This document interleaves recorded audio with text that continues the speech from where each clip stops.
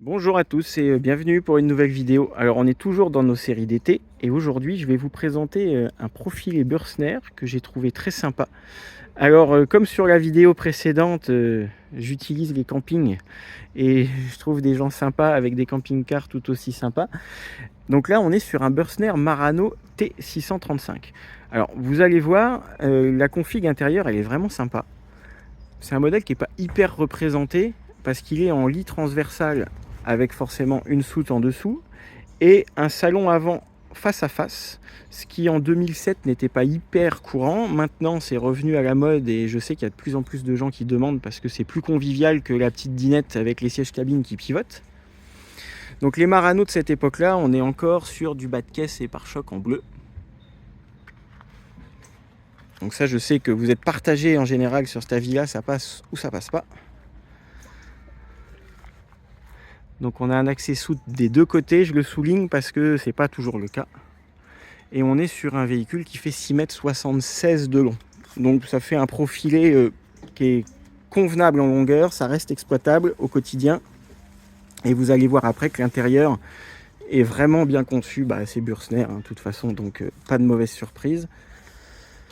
En porteur, vu qu'il est de 2007, on a notre traditionnel Ducato 2 litres 330. C'était la première année de cette cabine-là.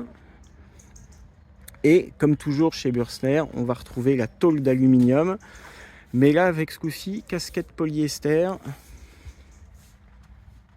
Puis un traitement qui est hyper sobre. Donc, juste à noter aussi, on a un porte-à-faux qui est relativement important. Une garde au sol qui est standard pour ce genre de modèle. C'est pas du touche-main, mais c'est pas non plus hyper bas. On n'a rien qui dépasse en dessous. Sachant que celui-ci a en plus l'attelage.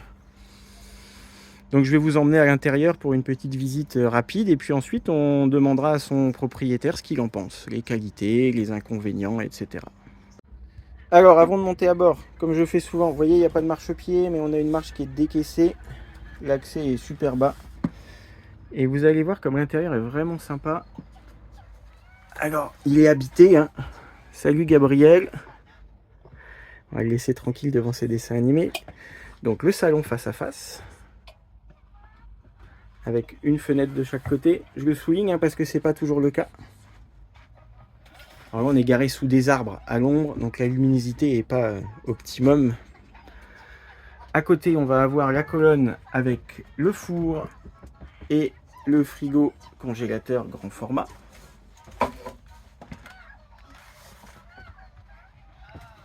On a évidemment le décaissement de cabine avec des rangements.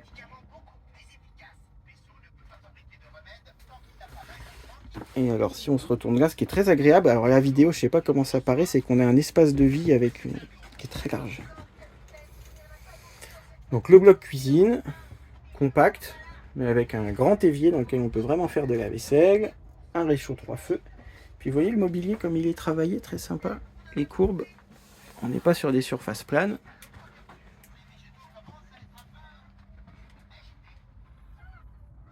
C'est très design et en même temps c'est sobre. Donc juste après on a la penderie.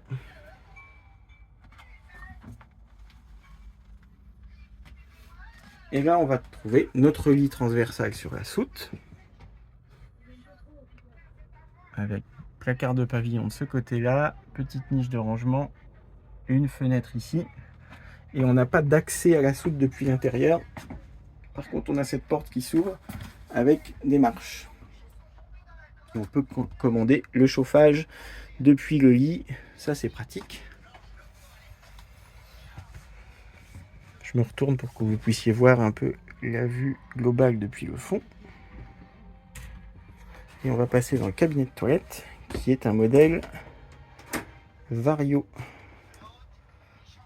Alors, typiquement chez Bürstner, on va pas avoir de fenêtre. Par contre, on a un lanterneau. Donc, une cabine de douche avec un système rotatif qui dégage un grand espace au sol avec les toilettes à tête pivotante. On trouve le lavabo ici, des rangements intégrés et on a un sacré volume. Même si la douche à proprement dit peut paraître ne pas être séparée, elle l'est quand même. Et ça permet d'utiliser les toilettes ou le lavabo en ayant vraiment beaucoup de recul. Je trouve ça hyper bien conçu. Et tout ça, je le rappelle, dans 6,76 m. Toujours avec la qualité de réalisation d'un Bürstner, c'est-à-dire que c'est sobre. Il n'y a pas de fioritures, pas de chichi, mais c'est bien fait. Donc normalement la dinette est convertible en ligne place, mais ici le choix a été fait pour pouvoir conserver la dinette, d'utiliser un lit dont on reviendra dessus un petit peu plus tard, normalement avec son propriétaire, un lit cabine. Salut, allez je repars. Allez, maintenant on va passer aux petites questions avec son propriétaire Yann. Salut Yann. Salut. Merci de me prendre 5 minutes de tes vacances. Voilà. Il n'y a pas de quoi, non, bah justement c'est fait pour ça les vacances. Pour me présenter ton Bürstner qui est très sympa. Donc là les abonnés viennent de le visiter avec moi. C'est vraiment une config qui est chouette. Ouais. Est-ce que c'est un modèle que tu as choisi par hasard? Tu en as visité plusieurs avant? Comment ça s'est passé? Ah oui, j'en ai visité plusieurs. Justement, nous, avec Gabriel, ce qu'on voulait, c'était surtout avoir de la place à l'intérieur. Comme on peut le voir, c'est vrai que la dinette, c'est formidable. On peut toujours passer entre la cabine et puis l'intérieur. Et puis surtout une ergonomie à l'intérieur où une grande douche, une grande salle de bain avec un petit 4 ans, c'est assez important. Et puis quand on cuisine, on a notre plan de travail, on a tout, on peut être bien à l'aise dans le camping-car.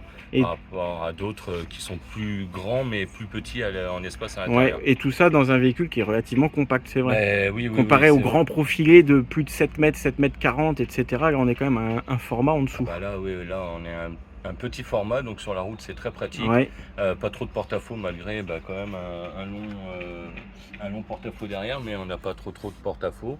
Et puis surtout une grande soute aussi, ça c'est ce que je voulais. Ouais, pour mettre tout ce qui est vélo à l'abri quand on part. Moi j'aime bien faire du sauvage, donc comme ça il n'y a pas grand chose qui reste à l'extérieur. Et au moins les vélos sont à l'abri dans la soute et c'est très très bien. Et alors, je pense qu'on peut le dire, toi tu vis aussi presque dedans Moi, à l'année. Je vis à l'année dedans parce que je fais du déplacement professionnel. Donc du coup, c'est vrai que... Tu le testes vraiment. Là, je le teste été comme hiver, je suis dedans. Donc du coup, ça c'est intéressant. C'est un bon point. Ouais. Après, on va dire, la mauvaise chose, c'est qu'il est trop bien isolé. Alors, c'est bien l'hiver.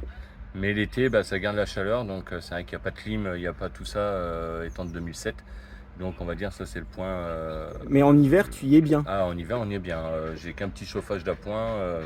Je mets pas le truma quand je suis branché. Oui, parce que tu as la possibilité d'être branché toi où tu travailles, hein, c'est ça. Ça me fait penser, toi qui vis dedans à l'année, souvent les gens me questionnent en me disant pas de double plancher, j'ai pas envie parce que l'hiver j'ai peur d'avoir froid aux pieds.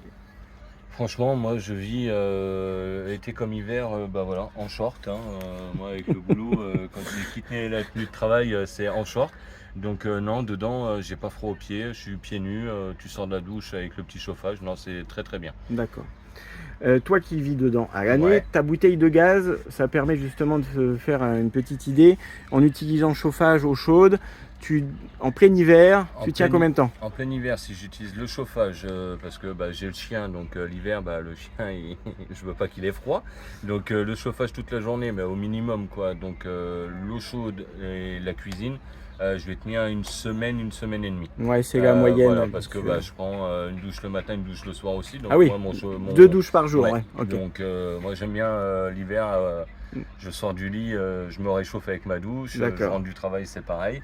Et donc du coup le boiler il reste allumé tout l'hiver. Donc je fais une semaine et demie avec une bouteille. Ce qui montre que le véhicule est plutôt bien isolé. Ouais, franchement. Parce que je connais d'autres personnes avec des véhicules moins bien construits qui font 5-6 jours maximum avec la bouteille. Non. Après, c'est parce que après je laisse l'eau chaude à 60 degrés constamment allumée l'hiver. Ça évite que ça reproduise, ça maintient. Oui, ça maintient en fait. C'est les phases de chauffe.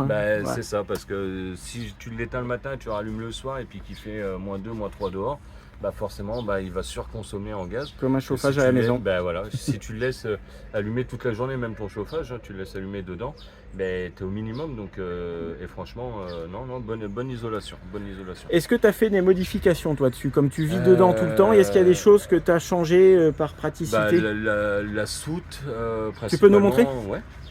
Ah, c'est le bazar. Ah bah c'est une soute, hein. Ah oui. Attends, je vais ouvrir de l'autre côté. Ouais, vas-y. Alors j'en profite pour vous montrer. Vous voyez, Bursner, il travaille les choses. On a des vérins sur les portes, ce qui n'est pas toujours le cas. Alors. Ah oui, tu as fait des systèmes, tu as fait des étagères au fond. Voilà, des étagères pour compartimenter. Pour ranger la caisse, la roue de secours. Que j'ai quand même derrière là-bas, qui prend beaucoup de place, mais très utile. Ah bah ça c'est indispensable. Oui. Et puis accès au boiler. Ah oui. Et au ça c'est bien. Direct. D'ici. Voilà, il y a juste la planche à enlever si on veut vraiment avoir. Ça c'est génial. Complet. Et de l'intérieur, on a un accès aussi. Comme souvent, ils peuvent sortir là en cas de panne. Voilà, c'est ça. Donc, ça c'est impeccable. Est-ce que tu as eu des soucis techniques avec ce camping-car depuis que tu l'as? Soucis au niveau de la vanne gaz voilà, du Truma. Le seul bémol que j'ai eu, c'est que c'est un 2007, donc forcément trouver des pièces ça devient compliqué. Mais en cherchant bien, j'ai réussi à trouver un monsieur qui m'a refait ma vanne, qui me l'a nettoyé, qui me l'a rendu nickel. Et ça fonctionne et j'ai pas été obligé de dépenser 4000 € pour aller changer le Truma. C'est ça, parce que c'est toujours ce qui est annoncé. Voilà, on trouve pas de pièces pour votre Truma chez les pros, enfin ça dépend des pros. Oui, ça dépend. On change tout. Mais dans les grandes enseignes, faut tout changer. Et moi, c'était pas le but parce que bon, déjà, il faut sortir 4000 €. Et puis le deuxième but, c'est d'essayer de faire de l'écologie entre guillemets. Donc si je peux récupérer cette pièce-là et puis la nettoyer et puis qu'elle me resserve 5-6 ans ou même 1 an ou 2 ans, je me dis, moi j'ai gagné parce que ça m'a coûté le nettoyage, ça m'a coûté 100 €. 100 €, si je retiens 1 an, 2 ans, 3 ans, c'est ça de gagner. Et puis ça évite de rechanger tout un système qui est relativement.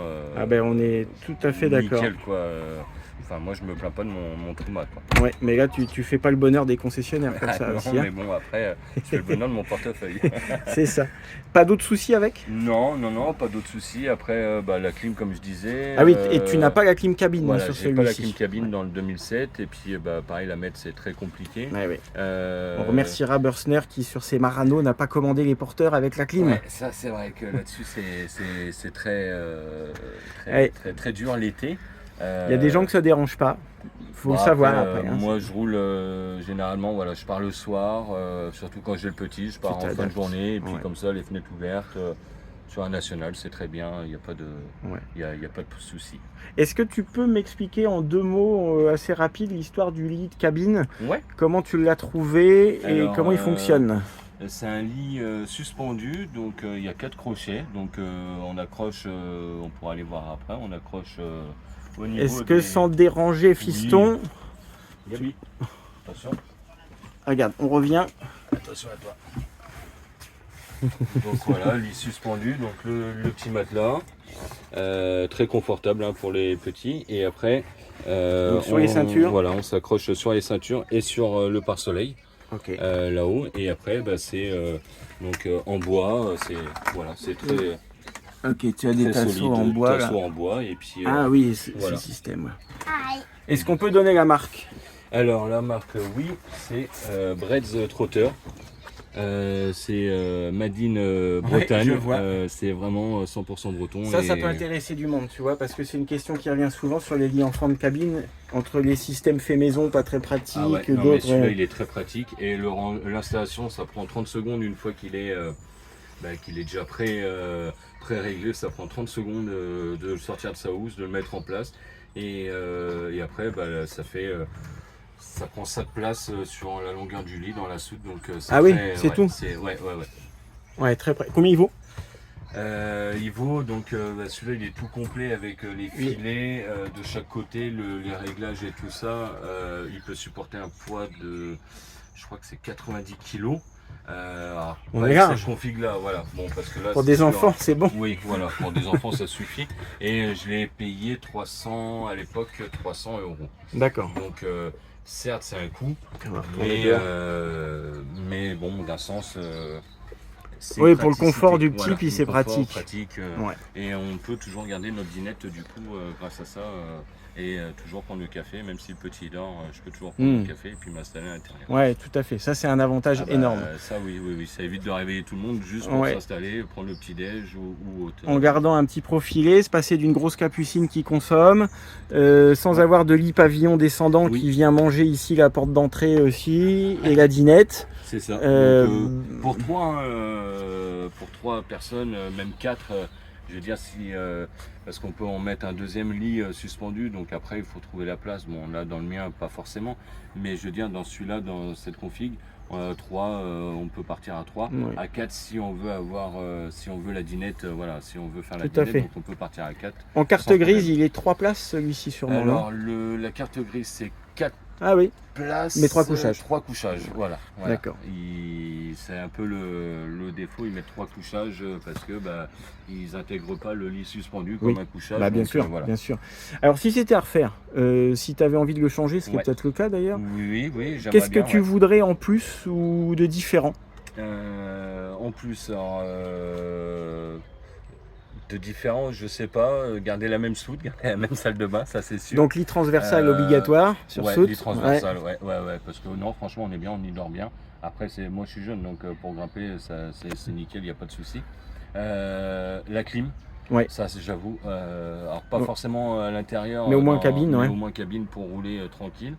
Et puis un peu plus long et un peu plus comment dire, de puissance moteur quand même, parce que j'avoue, là le 2 litres 330, ouais, il est chargé, bien, mais chargé en montagne, je sais que ça peine un peu, donc voilà. C'est ce que je vous dis souvent, les abonnés, le 2 litres 3 est bien, mais ça reste un moteur qui manque quand même un peu de couple. On est sur une petite cylindrée, manque de frein moteur aussi. Oui, ça tu le sens, hein, tu le confirmes. Oui, ça c'est sûr qu'en montagne c'est les pieds sur le frein, et puis le frein moteur c'est la seconde, mais on est vite emporté par le poids et par la traction, quoi. Donc, c'est ça. Voilà. Après, sinon, non, si je le changeais, oui, ça serait plus spacieux et plus grand pour être plus à l'aise, pour y vivre toute l'année. Parce que tu y vis toute l'année. Voilà. Là, j'avoue, là, c'est vrai que quand tu vis toute l'année, c'est un peu petit, même s'il est grand et bien agencé, mais plus de rangement, voilà. Est-ce qu'on peut dire combien les concessionnaires sont prêts à te le racheter en ce moment? Alors, les concessionnaires sont prêts à me le racheter aux alentours de 25, entre 24 et 26 000. Voilà, alors 24 et 26 000 donc il est 2007, 80 000 km. Si un concessionnaire en donne ce prix-là, en sachant qu'ils se prennent entre 5 et 9 000 euros de marge par derrière, je vous laisse tous faire le calcul du prix de revente potentiel chez un pro. Mais ça, c'est un véhicule qui, entre particuliers, pourrait se vendre sans souci aux alentours de au moins 30-32 000 euros. Ouais, c'est ça, 32 facile, le concessionnaire, il m'a dit, même plus, mais bon, ça. après, ça sert à rien d'être gourmand, parce qu'après, on sait tous que les prix ont augmenté par rapport à ce qui se passe en ce moment partout dans le monde et tout ça. C'est ça. Donc après, ne pas être trop gourmand, c'est le but, et puis, mais oui, entre 30 et 32 000 euros en vente. Donc vous voyez les abonnés, ça vous aura permis de découvrir un Bürstner Marano T635. Comme je le disais au début de la vidéo, on n'en voit pas très souvent. Pour ceux qui cherchent ce type de config, petit profilé, lit sur soute, vous le connaissez presque en détail maintenant. Et puis grâce aux explications d'Yann, encore mieux. Donc en tout cas, je te remercie. De rien. Bonne fin de vacances. Est-ce qu'il te reste encore quelques jours? Qu'est-ce qui se passe? Reprise du boulot lundi. Bon, je vais plutôt te dire bon courage, mais on va pas y penser. Et puis les abonnés, je vous dis à bientôt pour une nouvelle vidéo, en sachant qu'on reprendra certainement de toute façon les séries classiques d'ici quelques jours. Allez, à bientôt. Bye bye.